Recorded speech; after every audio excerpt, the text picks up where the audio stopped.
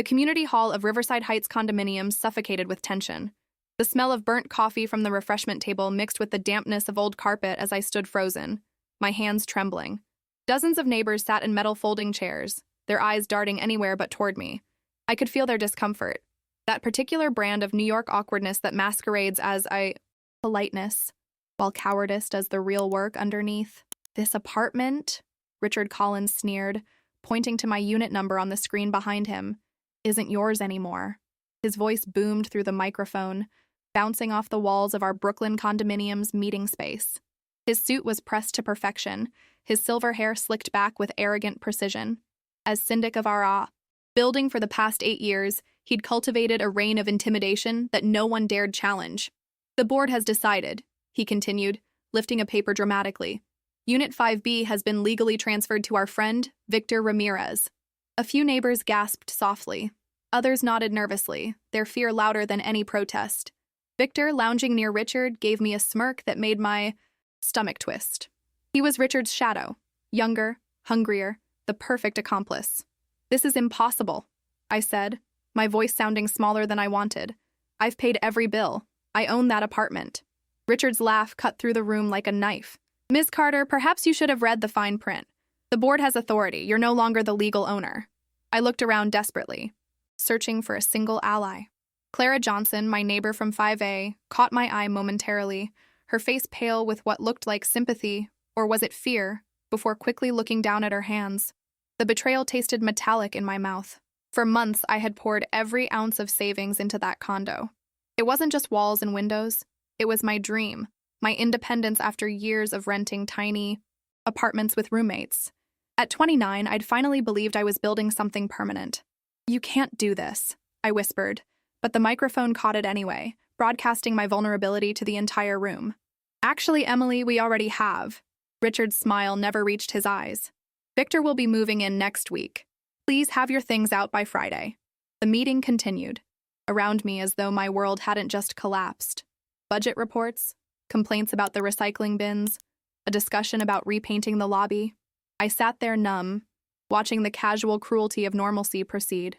Afterward, as chairs scraped against the floor and neighbors hurriedly dispersed, Clara approached me, her voice barely audible. "Emily, I'm so sorry." I looked at her, mid-40s, perpetually nervous, clutching her cardigan closed with trembling fingers. "Then say something," I pleaded. "Tell them this is wrong." Her eyes darted toward Richard, who was shaking hands with Victor across the room. "You don't understand. He has methods. People who stand against him, things happen." "Things? What things?" She shook her head. "Special assessments. Maintenance. Accidents. Noise complaints. He makes their lives miserable until they leave." I felt the walls closing in. "So everyone just lets him steal apartments?" "It's not the first time," Clara whispered, then glanced over her shoulder. Richard was watching us. "I have to go. I'm sorry." She scurried away, leaving me alone in a room that suddenly felt colder than any New York winter I'd endured. That night I couldn't sleep. My apartment, my home, felt like borrowed space. The moonlight cast shadows across the walls I'd painted myself, the floors I'd lovingly restored. Every creak of the building sounded like a taunt. I pulled out every document I had. The purchase contract, maintenance fee receipts, bank statements. There had to be something, some mistake or some way to fight back. Around 3 in the morning, with papers spread across my dining table, I found something odd. The building's bylaws stated clearly that property transfers required a supermajority vote of all owners, not just the board, and any owner facing potential action had to receive formal written notice 30 days prior. I had received nothing. A flicker of hope ignited. This wasn't just wrong, it was illegal, but by dawn doubt had crept back in. Richard clearly controlled the board. He had resources, connections. I was just Emily Carter, a graphic designer who had stretched every penny to buy this place.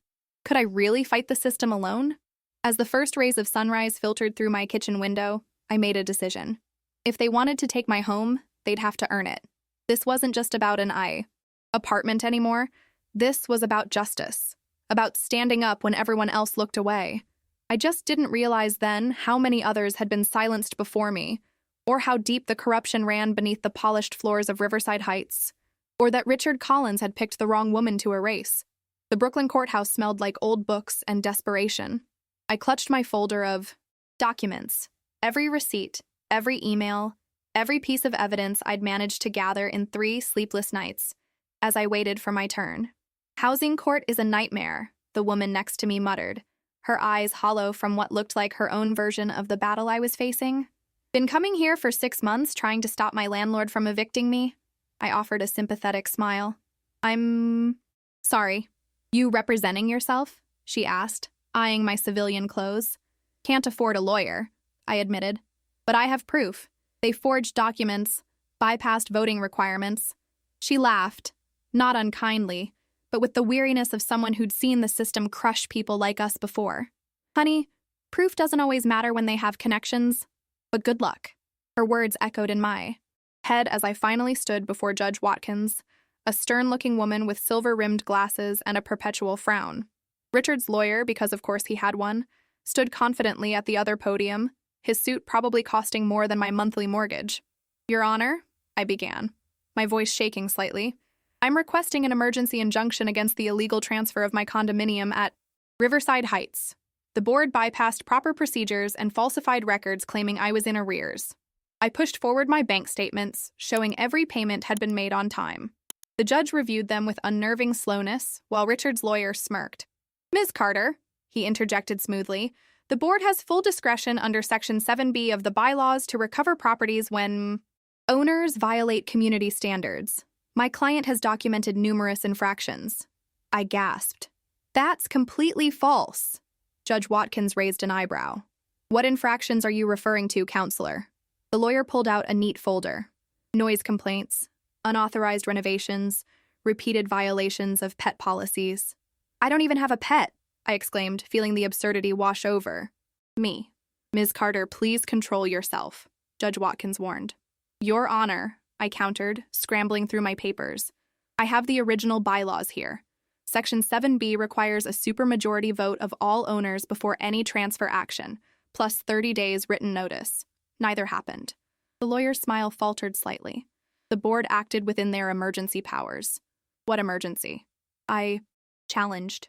Judge Watkins adjusted her glasses, examining the documents I'd provided.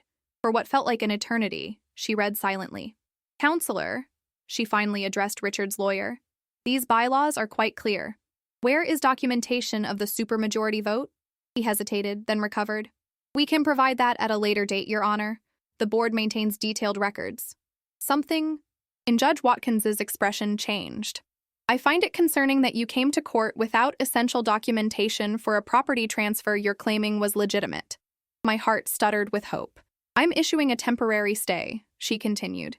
No transfer of Unit 5B can proceed until a full hearing, which I'm scheduling for next Tuesday. And, Counselor, I expect complete documentation at that time, including board minutes, voting records, and evidence of proper notification to Ms. Carter. Relief washed over me. It wasn't a victory, but it was breathing room. Outside the courthouse, my phone buzzed with a text from an unknown number. You've made a serious mistake. Richard doesn't lose. The chill that ran through me had nothing to do with the October breeze. When I returned to Riverside Heights that afternoon, the atmosphere had changed. The doorman who usually greeted me cheerfully avoided eye contact. In the elevator, a couple I'd often chatted with suddenly found the floor numbers fascinating. My door had a notice taped to it.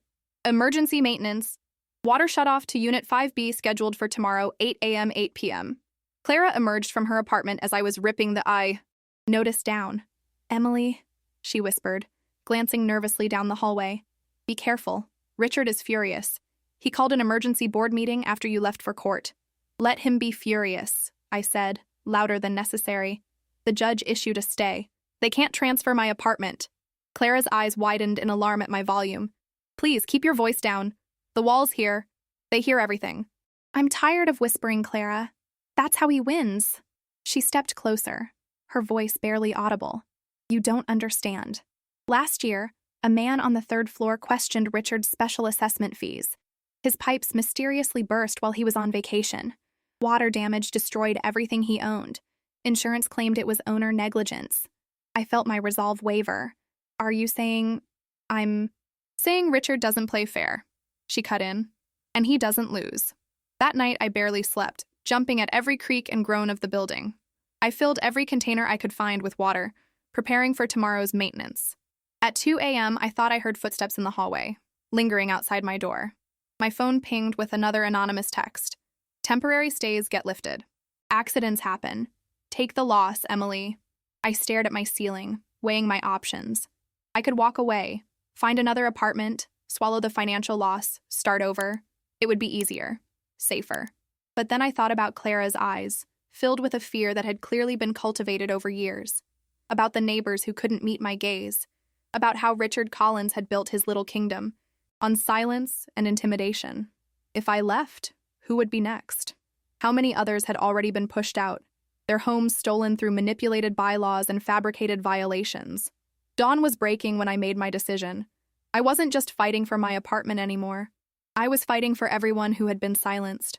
I would need evidence, allies, and someone with authority that even Richard couldn't intimidate. As the first light of day filtered through my blinds, I picked up my phone and called the police. Officer Michael Reed didn't look impressed when I walked into the 88th precinct. With his salt and pepper hair and weathered face, he had the expression of a man who'd seen too many neighborhood disputes to get excited about another. "Let me get this straight," he said, flipping through the documents I'd spread across his desk. "You think your condo board is trying to steal your apartment?" "Not trying," I corrected. "They've already transferred the deed to someone else, illegally." He raised an eyebrow. "And you want the police to, what exactly?" "Investigate corruption, forgery of legal documents, harassment." I pulled out the anonymous texts I'd received.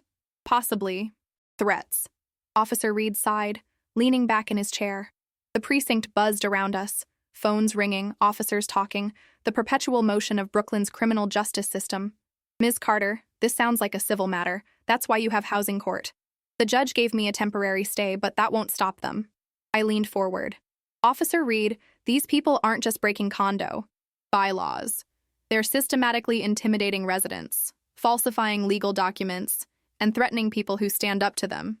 He studied me for a moment, his expression unreadable. "You have evidence of this?" "Not enough. That's why I'm here. If you could just—" "Ma'am, without concrete evidence of a crime, there's not much I can do." I felt desperation rising in my throat. "Then help me get evidence. Come to the next board meeting. Just your presence might make people feel safe enough to speak up." He started to shake his head, but I pulled out my final piece of leverage, a printout I'd found after digging through public records. 3 years ago, a resident named David Chen filed a police report claiming financial impropriety by the board president.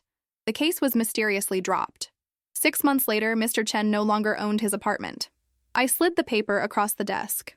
"Sound familiar?" Officer Reed's eyes narrowed as he read the report. Something shifted in his expression. "This was before my time at the precinct," he said slowly. "But I see your point." He studied me with new interest.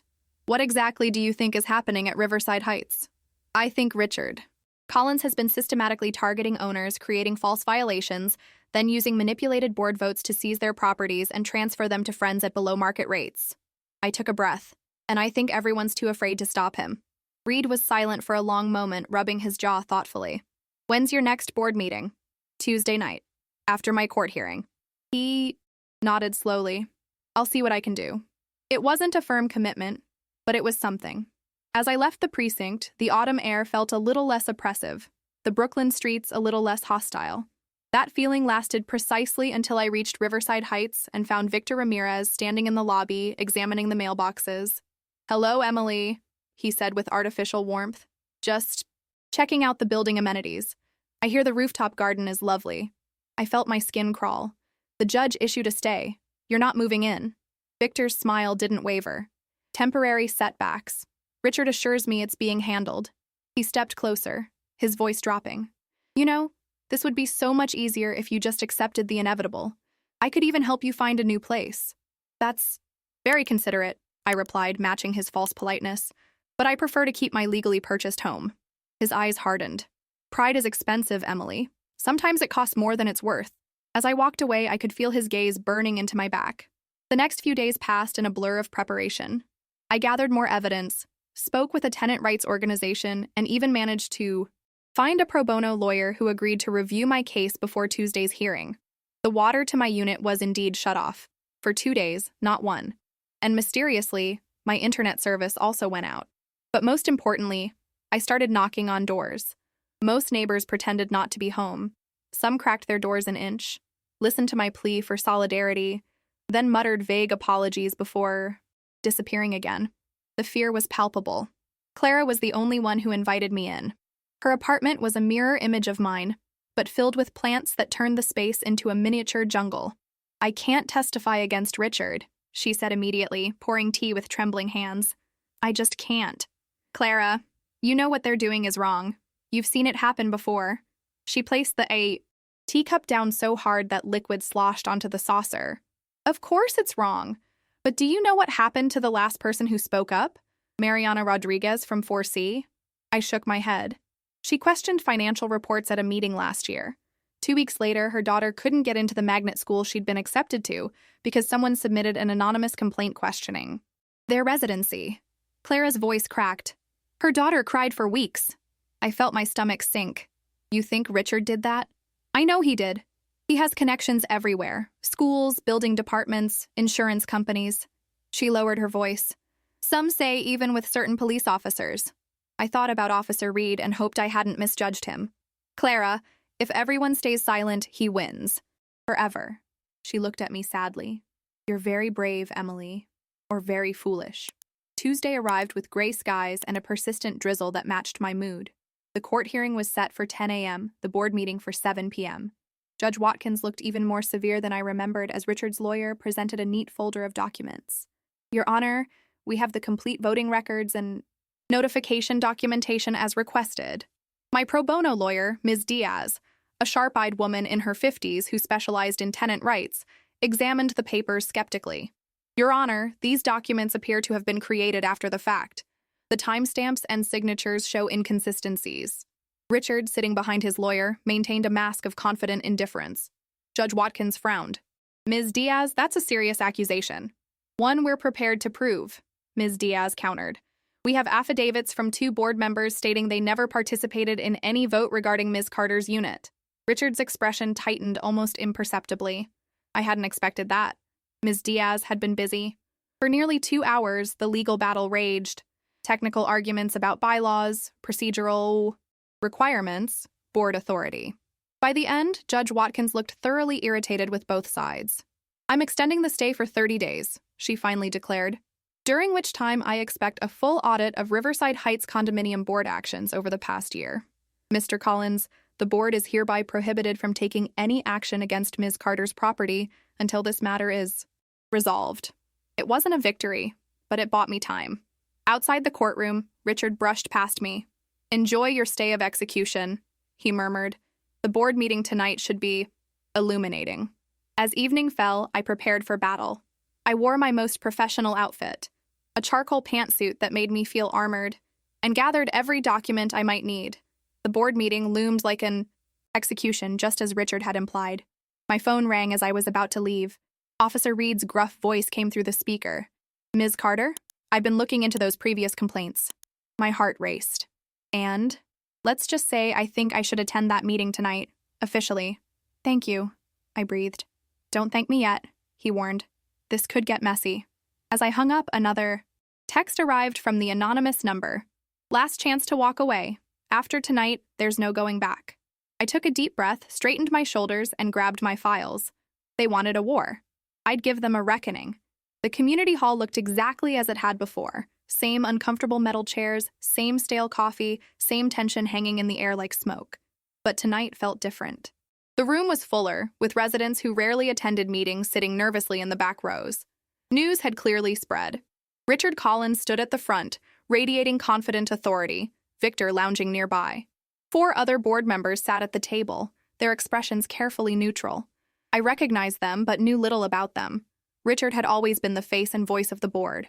As I walked in, conversations hushed. Eyes followed me, then quickly darted away. I took a seat in the front row, placing my folder of documents on my lap. Good evening, everyone, Richard began promptly at 7 p.m., his voice smooth as polished marble. Before we begin our regular agenda, I'd like to address the unfortunate situation regarding Unit 5B. He made a show of looking sorrowful. It appears Ms. Carter has chosen to pursue litigation against the board rather than comply with our community standards. While we respect her right to do so, I want to assure everyone that the board acted entirely within its authority. I fought the urge to interrupt. Patience, I reminded myself. In the interest of transparency, Richard continued, I'd like to review the violations that necessitated our action. He clicked a remote, and a projection appeared on the wall. Noise complaints, 17 incidents.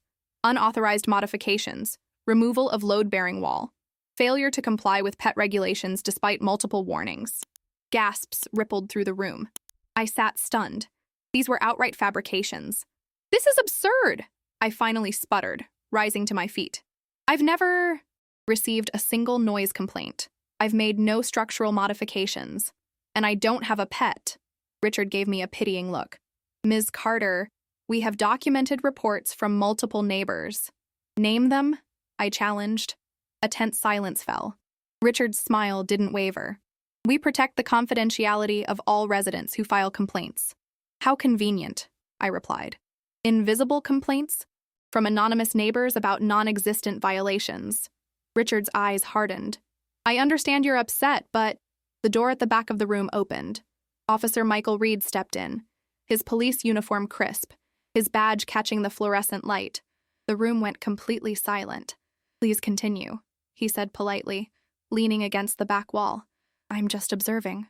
Richard's composure flickered for just a moment before he recovered. Of course, officer. We welcome community participation. He turned back to the room. As I was saying, the board's actions were fully justified and properly executed. I raised my hand. I'd like to address the residents, please. Richard looked like he wanted to refuse but glanced at Officer Reed. Briefly, he conceded. I stood, turning to face my neighbors. Many of you don't know me well. I moved in just 8 months ago, excited to be part of this community. But what I've experienced here isn't community. It's corruption. I held up my documents. I have proof that Richard Collins and this board have falsified records, violated bylaws, and attempted to seize my property illegally. And I believe mine isn't the first apartment they've targeted. The room remained silent, but I could see something stirring in a few faces. Interest, recognition, maybe even hope. If anyone else has experienced similar threats or intimidation, now is the time to speak. Officer Reed is here to ensure everyone's safety. I paused, looking directly at several residents.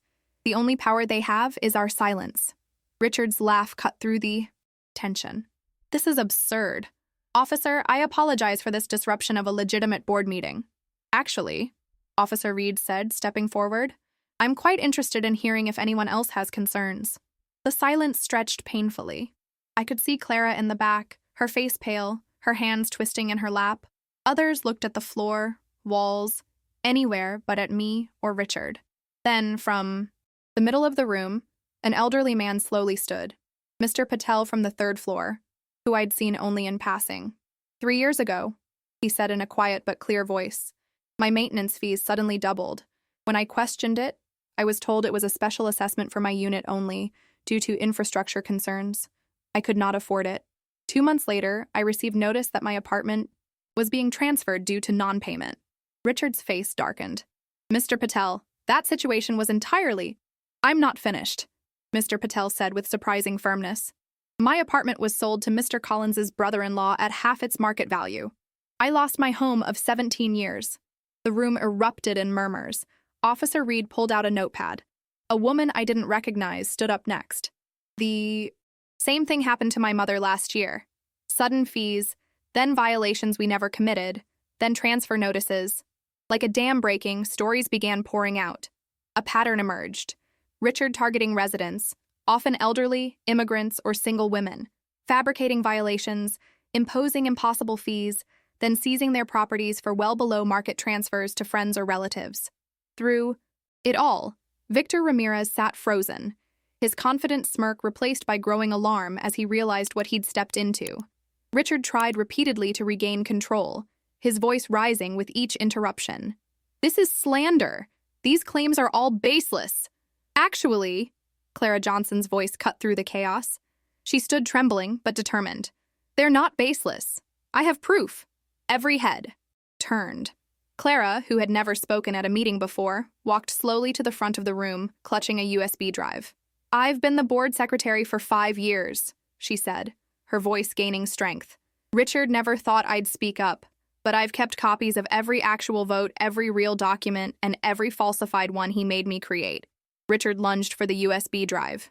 This is confidential board property. Officer Reed moved with surprising speed for his size, placing himself between Richard and Clara. Sir, I suggest you step back. The meeting dissolved into chaos. Richard shouting about conspiracies and ingratitude. Victor slipping quietly toward the exit. Neighbors comparing stories of intimidation and fraud. Officer Reed calling for backup on his radio. Through it all, I stood watching as years of fear and silence transformed into outrage and action. By midnight, Richard Collins had been taken to the precinct for questioning. The USB drive was secured as evidence, and I stood on the rooftop garden of Riverside Heights, breathing in the night air of Brooklyn, the city lights blurring through tears of exhaustion and relief. Clara found me there, looking, simultaneously terrified and exhilarated. I can't believe I did that, she whispered. I squeezed her hand. You were incredible. What happens now? She asked. I looked out at the skyline, at the city that had almost broken me but hadn't quite managed it. Now we rebuild, I said. Not just our homes, our community. The war wasn't over. There would be investigations, probably lawsuits, certainly backlash. But something fundamental had shifted in Riverside Heights that night. The walls of silence had finally cracked, and through those cracks, the truth had come flooding in. The following weeks unfolded like a fever dream. Detective Hernandez, a sharp-eyed woman with no patience for real estate corruption, joined Officer Reed in the investigation. They commandeered the building's conference room, interviewing residents one by one about their experiences with Richard and the board. The stories that emerged painted a picture more disturbing than even I had imagined. Over 8 years, Richard had orchestrated the illegal seizure of 14 apartments. The pattern was always the same: fabricated violations, impossible fees, then quick transfers to friends or shell companies at fractions of market value. He had a system, Detective Hernandez explained during one of our now regular coffee meetings. He targeted specific types of owners: elderly residents without family nearby, immigrants with limited English, single women, people who worked long hours, people who either couldn't fight back or didn't know how. And no one reported it? I asked, still struggling to understand how this had continued for so long. A few tried, but the complaints mysteriously disappeared or were dismissed as building disputes. She hesitated. We're also investigating 2 officers from this precinct who may have helped bury reports. I thought about how close I'd come to losing my home, how easily I could have become another statistic in Richard's scheme. What about Victor Ramirez? I asked. He was going to move into my apartment. Mr. Ramirez is cooperating with the investigation, Officer Reed said, joining us with his own coffee. Claims he didn't know the transfers were illegal. Thought he was just getting a good deal through a friend. I wasn't sure I believed Victor's ignorance, but at least he wasn't moving into my apartment. Richard Collins had been released on bail, but was forbidden from entering Riverside Heights or contacting any residents. The remaining board members, most of whom claimed they'd been manipulated or intimidated by Richard, had all resigned, which left Riverside Heights in a state of leaderless chaos. We need to elect a new board, Clara insisted when she came over for dinner that evening. She'd become a regular visitor, her nervous energy now channeled into righteous determination. The building still needs to function. I nodded, pushing food around my plate. The victory felt incomplete somehow. Yes, Richard would likely face criminal charges. Yes, my apartment was safe, but the community remained fractured, suspicious, wounded. Would you run? Clara asked suddenly. For the board? Me? I nearly choked on my wine. I've lived here less than a year. Exactly, she said, leaning forward intensely. You're not tainted by association with the old regime. You fought back and won. People respect that. I shook my head. They don't know me, Clara. They know what matters, that you stood up when it would have been easier to walk away. Her words lingered in my mind long after she left. I stood on my balcony, watching lights flicker across the Brooklyn skyline. Below me, Riverside Heights continued its uneasy existence, a beautiful building filled with people who'd been taught to fear their neighbors. Could it ever become a true community? The next morning, I made a decision. I created simple flyers inviting residents to a community rebuilding meeting in the garden on Saturday afternoon. No agenda, no politics, just neighbors meeting neighbors. Clara helped me slide them under every door in the building. I expected maybe a dozen people to show up. Instead, nearly 60 residents gathered in the rooftop garden that sunny Saturday. Some I recognized from the dramatic board meeting, others were faces I'd only glimpsed in elevators or the lobby. I, didn't prepare a speech, I admitted as they all looked at me expectantly. I just thought we should meet each other. Really meet each other. Richard's power came from keeping us isolated and afraid. So maybe the antidote is connection. There was an awkward silence, then Mr. Patel stepped forward. I have lived here for 20 years, he said, but I know very few of your names. This is not right. In my homeland, neighbors are like family. It's not just Richard, a younger woman added. She introduced herself as Sophia from 2C. It's New York. We're all so busy, so private. Maybe too private, Clara suggested. Privacy became secrecy, and secrecy protected corruption. The conversation flowed hesitantly at first, then with increasing warmth. People introduced themselves, shared how long they'd lived in the building, what they did for work. Someone brought up cookies. Another wheeled out a cooler of drinks. Children who had been hushed in hallways ran freely through the garden. By sunset, something had shifted. Not dramatically. New Yorkers don't transform overnight, but noticeably. Phone numbers were exchanged. A group chatted about starting a building newsletter. 3 residents discovered they all worked in healthcare and made plans to meet for drinks. As the gathering dispersed, Mr. Patel approached me. You have done a good thing today, Miss Carter. Emily, please, and I didn't do much. You created space for possibility, he said with quiet certainty. That is no small thing. The following week brought more developments. The district attorney's office announced they were filing multiple charges against Richard Collins, including fraud, forgery, and theft. More surprisingly, they were investigating whether any of the illegal property transfers could be reversed. Don't get your hopes up, Detective Hernandez warned when she called with the news. Real estate law is complicated, and some of these cases are years old. But for the more recent ones, there might be a path. Hope bloomed through Riverside Heights. Former residents began appearing in the lobby, consulting with lawyers, sharing their stories with investigators. Current residents greeted them with apologies and offers of support. Clara organized a building-wide meeting to elect an interim board. To my surprise and slight horror, I was nominated as interim president. I don't know anything about running a condo board, I protested. Good, shouted someone from the back. We've had enough of experts like Richard. Despite my reservations, I found myself standing at the front of the community hall a week later, this time as the newly elected board president. The irony wasn't lost on me. 2 months ago, I'd stood in the same spot fighting for my home against the very position I now occupied. Our first priority, I told the assembled residents, is transparency. Every decision, every dollar will be accounted for and visible to all residents. No more secret meetings, no more mysterious fees. The applause felt like healing. That night, Officer Reed called with unexpected news. Victor Ramirez has offered a full confession in exchange for immunity, he said. He's given details about Richard's entire operation, including offshore sea accounts where he's been hiding the profits from the property schemes. I sat down heavily on my couch. How much are we talking about? Preliminary estimate? Over $2 million? The number stunned me. All that pain, all that fear, to fill offshore accounts that Richard Collins would now never enjoy. There's something else, Reed continued. Victor claims there are records of every transaction in Richard's private office at the building, behind a false wall in his bookcase. That sounds like something from a bad movie, I said, laughing despite myself. Criminals aren't known for their originality, Reed replied dryly. We'll need access tomorrow morning with the building manager. I guess that's me now, I realized aloud. Quite the promotion, Ms. Board President. After we hung up, I walked through my apartment, my rightfully owned, legally secured home, touching the walls, the countertops, the windows that looked out over Brooklyn. It still didn't feel quite real. The nightmare had receded, but its shadows lingered. My phone buzzed with a text from Clara. Have you seen the building's online forum? People are talking about a holiday party, talking, voluntarily, about spending time together. I smiled. Riverside Heights was healing, finding its way back to what a home should be. Not just walls and ceilings, but connection and trust. As I drifted to sleep that night, I realized something important. Richard had never understood what made a building valuable. It wasn't the real estate, it was the community inside it. And that was something he could never, steal. The secret room behind Richard's bookcase wasn't as dramatic as it sounded, just a small storage space he'd converted into a private office. But what we found inside was damning.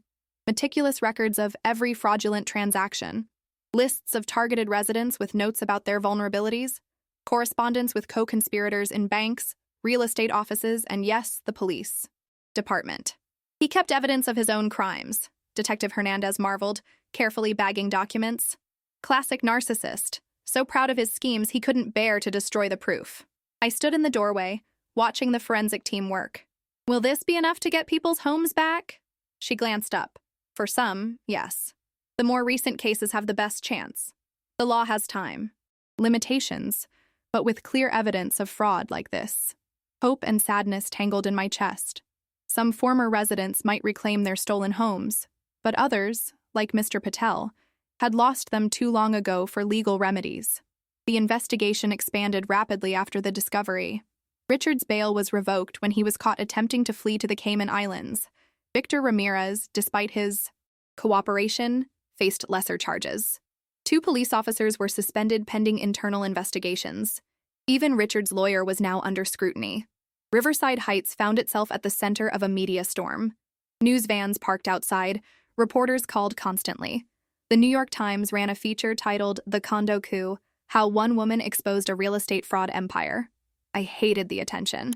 Hated being called a hero when I'd simply fought for my home. Hated how the stories simplified the complex web of corruption, fear, and community failure that had allowed Richard's scheme to flourish. You should embrace it, Clara insisted over breakfast in my apartment, reading the latest article. Your story is inspiring people. It's not my story, I corrected. It's our story. You were just as braver, considering how long you'd lived under his thumb. She smiled sadly. I wasn't brave. I was complicit until I couldn't bear it anymore. That is bravery, I insisted, reaching across to squeeze her hand. Recognizing your mistake and fixing it.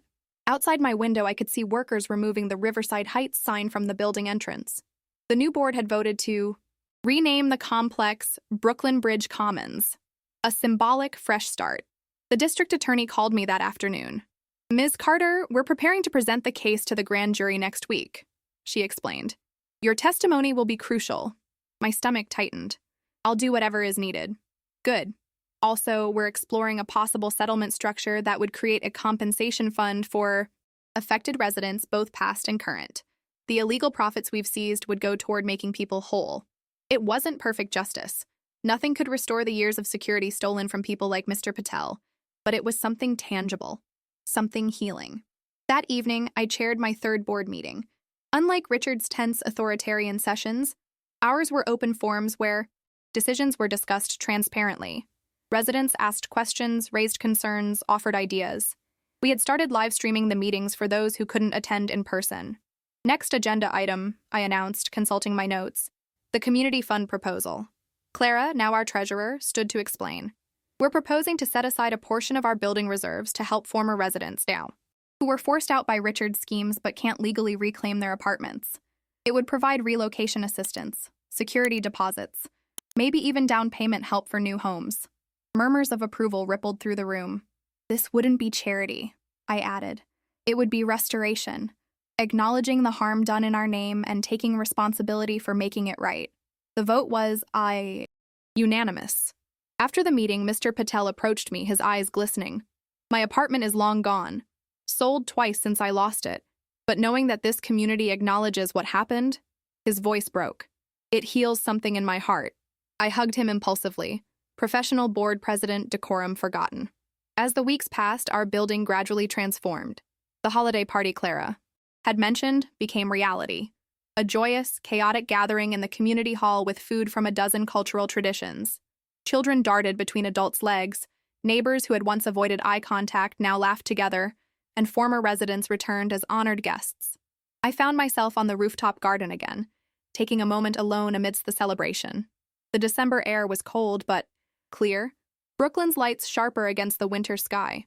Officer Reed, now just Michael, as we'd developed a friendship beyond the investigation, found me there. Taking a break from your adoring public? He teased, handing me a cup of hot cider. I smiled, just reminding myself this is real. Very real, he confirmed. The grand jury returned indictments today. 27 counts against Richard, lesser charges for his accomplices. Relief washed through me.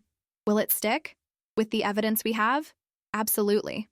He paused, watching the skyline with me. You know, in my 15 years on the force, I've rarely seen a community recover like this. Usually, after something like what Richard did, trust is permanently broken. Maybe it helps that we faced it together, I suggested. No more secrets. No more isolation. He nodded thoughtfully. Maybe that's the lesson in all this. The opposite of corruption isn't just honesty. It's connection. The door to the roof opened, and Clara appeared, slightly breathless. Emily, you need to come downstairs. Something's happening. Alarmed, I followed her to the community hall, where the party had hushed to a strange, anticipatory silence. In the center of the room stood a small group of people I didn't recognize, led by an elderly woman leaning on a cane. Emily Carter? She asked, her voice surprisingly strong. I stepped forward. Yes? My name is Eleanor Winters. I was the first person Richard Collins forced out of this building nearly 9 years ago. She gestured to the people with her. We were all early victims too far back. For legal remedies. My heart ached for them. I'm so sorry for what happened to you. We didn't come for apologies, Eleanor said firmly. We came to thank you, and to give you this. One of her companions stepped forward, handing me a large envelope. Inside was a document titled, The Riverside Heights Truth and Reconciliation Project, along with dozens of personal testimonials from former residents. We want our stories documented, Eleanor explained. Not just the legal cases, but all of us. The complete history of what happened here, so it can never happen again. Tears blurred my vision as I scanned the pages. This is incredible. We'd like your help making it public, she continued. Perhaps a permanent exhibition in the building, a website, maybe even a foundation to help other buildings recognize and prevent similar abuses. I looked around at the gathered residents, current and former, their faces reflecting a mix of sorrow, hope, and determination. We would be honored, I said, speaking for all of us. That night, as the party wound down and residents drifted back to their apartments, I sat alone in the community hall, surrounded by the remnants of celebration. Paper plates, cups, a forgotten scarf, a child's drawing abandoned on a chair. 8 months ago, I'd stood in this same room, fighting desperately for my home against a system designed to crush me. I'd felt completely alone. Now, the evidence of community surrounded me, not just in the physical traces of the party, but in the intangible sense of belonging that filled the room. My phone buzzed with a text from Michael. Dinner tomorrow? Not as cop and witness, just as people. I smiled, typing back. I'd like that. Riverside Heights, now Brooklyn Bridge Commons, would never be perfect. No community is. But we had learned the hardest way possible that silence enables corruption, that isolation breeds abuse, that looking away has consequences that echo through lives and years. As I locked up the community hall and headed to my apartment, my rightful home, I felt a sense of peace I hadn't known since the nightmare began. The walls that had once contained so much fear and secrecy now sheltered something precious, truth and connection. And nobody could ever take that away. The courthouse stood imposing against the spring sky, its stone facade somehow both intimidating and reassuring. Much like justice itself. I straightened my jacket, took a deep breath, and walked up the steps, joining the small crowd of Riverside Heights residents gathered at the entrance. Ready for this? Clara asked, linking her arm through mine. As I'll ever be, I replied. Today was the first day of Richard Collins' trial. After months of pretrial motions, evidence hearings, and legal maneuvering, the moment of reckoning had arrived. I was scheduled as the prosecution's third witness, after Detective Hernandez and one of Richard's former board allies who had turned state's evidence. Inside, the courtroom hushed as Richard was let in. He looked smaller somehow, his expensive suit hanging slightly loose, his once confident posture diminished. Our eyes met briefly across the room. I expected to see hatred, but instead caught something that looked almost like defeat. I turned away, focusing on the prosecutor's opening statements. She methodically outlined the case. 8 years of systematic fraud, 14 illegally seized apartments, over $2 million in illicit profits, and dozens of lives disrupted. This is not simply a case about real estate, she told the jury. This is about abuse of power, betrayal of trust, and the exploitation of community. Richard's defense seemed weak in comparison. Vague allegations about misunderstandings, paperwork errors, and overzealous prosecution. The evidence was simply too overwhelming. When my turn to testify came, I felt surprisingly calm. I described the fake violations, the intimidation, the fabricated transfer documents. I explained how the community had been systematically silenced through fear. "And what made you decide to fight back when so many others couldn't?" the prosecutor asked. I thought for a moment. I didn't have much choice, it was my home. But also, I think Richard miscalculated. He was used to targeting people who were isolated or vulnerable. But I'd spent my whole life fighting to belong somewhere. I wasn't going to let that be taken from me without a fight. Richard's attorney tried to paint me as a troublemaker, suggesting I'd orchestrated a witch hunt against a dedicated board president. But his questions only highlighted how thoroughly Richard's schemes had been exposed. The trial stretched over 3 weeks. Former residents testified about lost homes and shattered security. Financial experts traced the money through offshore accounts. Building employees admitted to falsifying maintenance records on Richard's orders. Through it all, our building community attended in shifts, providing silent support for each witness. The courtroom became another kind of community space, one where truth was finally given voice. On the day of closing arguments, the courtroom was packed. The prosecutor stood before the jury, her voice resolute. "Mr. Collins didn't just steal apartments," she concluded. "He stole people's sense of safety, their trust in their neighbors, their belief in community. The evidence has shown beyond any reasonable doubt that he orchestrated a years-long criminal enterprise that damaged countless lives for his personal profit. Justice demands accountability." The jury deliberated for less than 6 hours. "On the count of grand larceny in the first degree, how do you find?" "Guilty." "On the count of fraud?" "Guilty." The verdicts continued. Guilty on 23 of 27 counts. Richard stood impassive, his attorney's hand on his arm. When the judge ordered him remanded to custody pending sentencing, reality seemed to finally break through his facade. His shoulders slumped as officers approached to take him away. As he passed our row, he paused, looking directly at me. "You think you've won," he said quietly, his voice lacking its former arrogance. "But you have no idea what it takes to run a building like that." I met his gaze steadily. "That's where you're wrong, Richard. I know exactly what it takes. Honesty, transparency, and actual community. Everything you worked so hard to destroy." Something shifted in his expression. Not quite regret, but perhaps recognition. Then the officers led him away. Outside on the courthouse steps, residents embraced, some crying with relief. Reporters gathered, shouting questions. "Ms. Carter, how does it feel to see justice served?" I hesitated, searching for the right words. Justice is complicated. Today's verdict can't undo all the damage done, but it's an important step toward healing. What happens next for Brooklyn Bridge Commons? I smiled at our building's new name, a choice that symbolized our commitment to connection over isolation. We keep building community. We keep telling the truth. We keep making sure nothing like this ever happens again. Later that evening, a small group of us gathered on the rooftop garden. Clara, Michael, Mr. Patel, Eleanor Winters, and a few others who had been central to exposing Richard's schemes.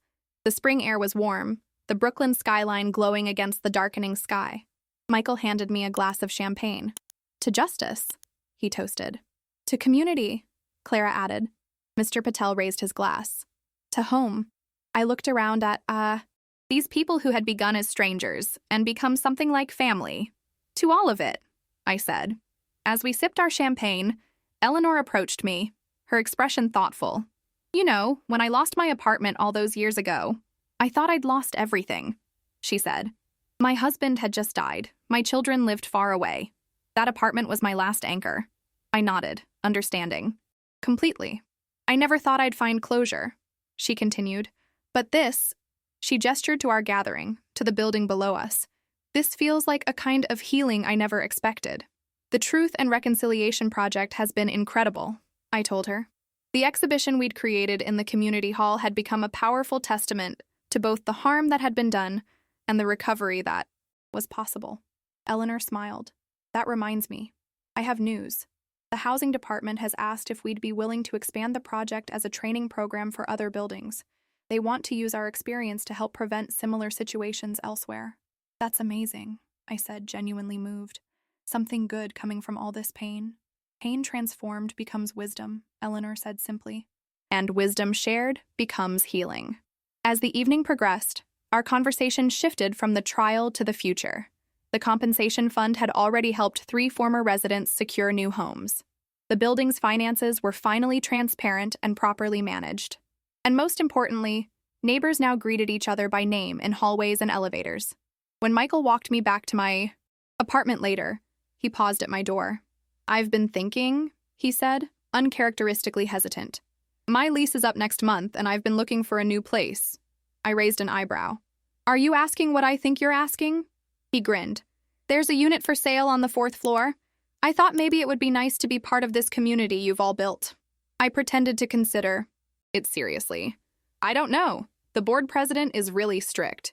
I hear she's tough but fair," he replied, playing along. "And ruggedly handsome police officers make excellent tenants." I laughed, then grew serious. "It would be nice having you here, but wouldn't it be complicated? You've been part of the investigation. The case is closed now," he pointed out. "And I think we both know this is about more than real estate." He was right. Over the months of working together, our professional relationship had gradually evolved into something deeper. Coffee meetings became dinners. Case discussions became conversations about life, dreams, values. "Well," I said, smiling up at him, "I suppose I could put in a good word with the board." His kiss was gentle, promising, a beginning, rather than an ending. Inside my apartment, I stood by the window, looking out at the building that had become so much more than walls and floors and ceilings. When I'd purchased this condo, I'd been seeking security, independence, a place that was mine alone. What I'd found instead was the truth that we are never really alone, for better or worse. Our lives are always connected to the lives around us. The question is whether those connections become walls or bridges. At Riverside Heights, Richard Collins had built walls of fear and silence. At Brooklyn Bridge Commons, we were building something very different. Day by day, conversation by conversation, truth by truth. And that made all the difference. And here we are, 2 years later, I concluded, looking out at the faces gathered in our community hall. From a building where neighbors were afraid to speak to each other, to a community that supports, celebrates, and stands for justice. Applause rippled through the room.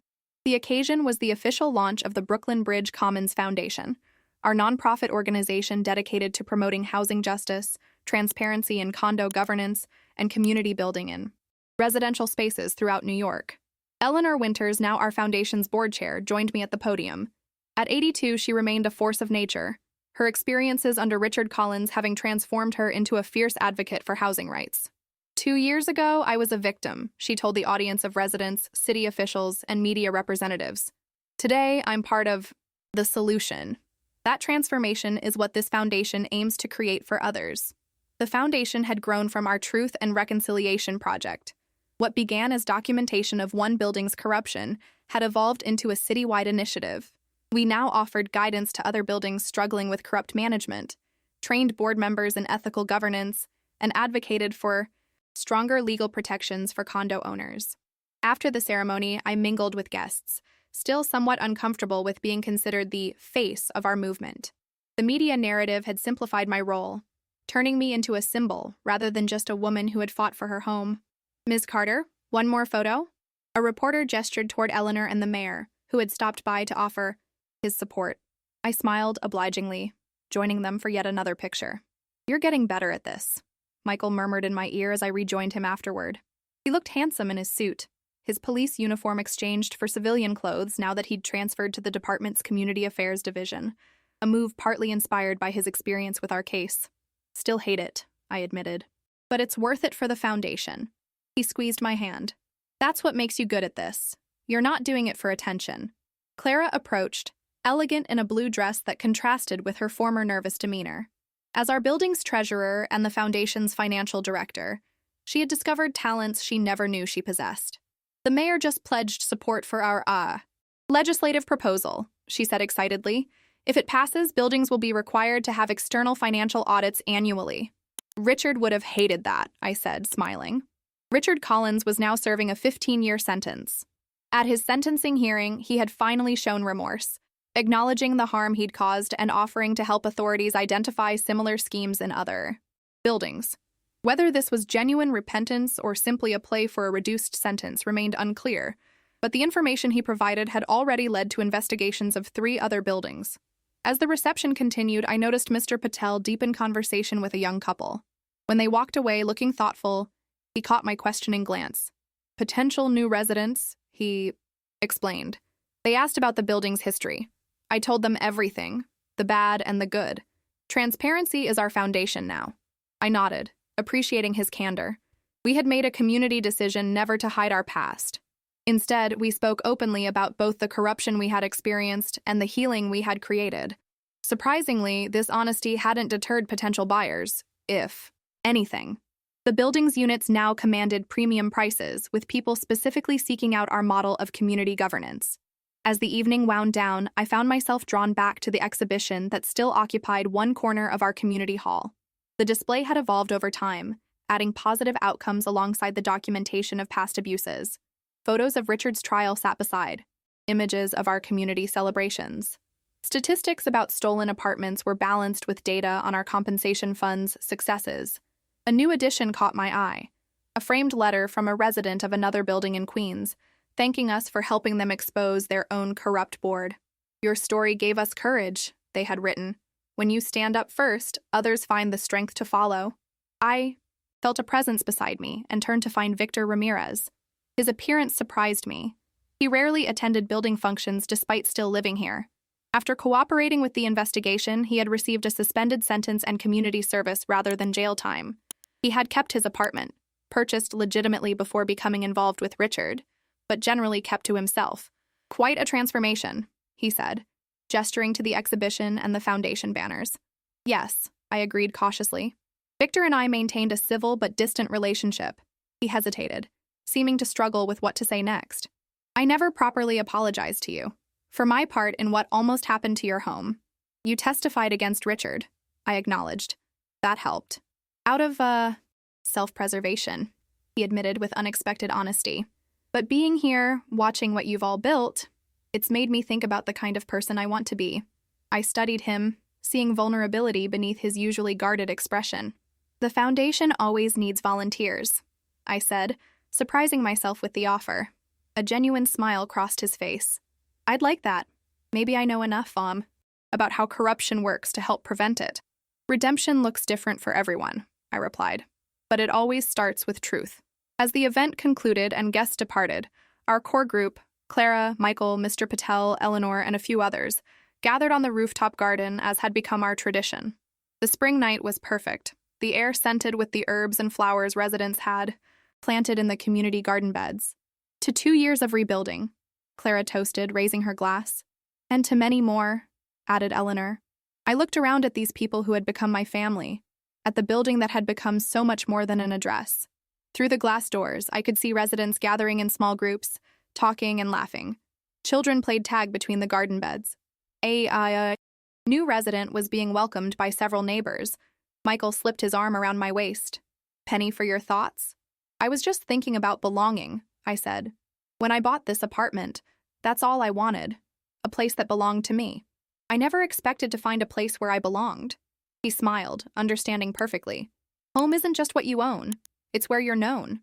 Later, that night after everyone had gone and the building had quieted, I stood on my balcony watching the Brooklyn skyline. In the apartment next door, our apartments now connected through a legally approved renovation, Michael was already asleep, having an early shift the next day. My phone buzzed with a text from Clara. "The foundation website just got its 10,000th visitor." I smiled, typing back, "People are hungry for community." And that was the truth I had discovered through all of this. Through the fear and the fighting, the courtrooms and the corruption, what had emerged was the simple, powerful reality that humans need each other. That isolation makes us vulnerable, but connection makes us strong. Richard Collins had understood this in his twisted way. He had exploited isolation to build his power. What he hadn't counted on was that once people discover the strength of true community, they will fight to protect it. My home was secure now, legally, emotionally, spiritually. Not just because I had the right papers or because justice had been served in court, but because I had found my place in the web of connections that made this building truly home. I thought of something Eleanor had said earlier. Sometimes the walls we think protect us actually imprison us. And sometimes breaking down those walls is the only way to find true security. From Riverside Heights to Brooklyn Bridge Commons, from isolation to connection, from fear to strength. The transformation wasn't just in the building's name or governance, it was in all of us who had learned that justice doesn't always come from courts or laws, but from people standing together in truth. As I turned to go inside, I took one last look at the building that had become the center of not just my life, but a movement. Its windows glowed warmly in the night, each light representing a story, a life, a part of our shared community. Richard Collins had once sneered, "This apartment isn't yours anymore." He had been wrong about so many things, but perhaps most fundamentally about what ownership truly means. Because this place was ours now, not as property, but as community. Not through documents, but through dedication. Not by force, but by choice. And that was something that could never be transferred away.